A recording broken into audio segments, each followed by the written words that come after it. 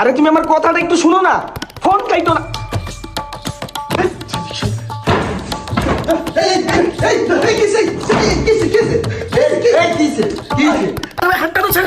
কি হয়েছে তোর কবি তো ঠান্ডা বলতেছি।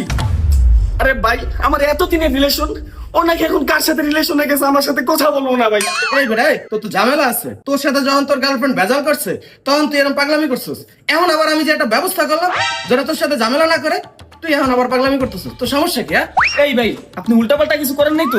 আমি মানুষের সাথে কোনো উল্টাপাল্টা কাজ করি না। আমি করলে মানুষের উপকার করি, নাহলে আমি এই ধরনের কোনো কিছুতে যাই না। এই তুমি কি উপকার করছো? উপকারই তো করছি। ওর সাথে ওর গার্লফ্রেন্ড ঝামেলা করে বুঝলা, আমি আমার পার্টনার রাতুল হচ্ছে ওর নাম্বার দিছি। কইছি আমার ছোট ভাইয়ের জন্য কোন রকম কোনো ডিস্টার্ব না করে, যত রকমের প্রেম আছে যা আছে সব তুই কর। ছোট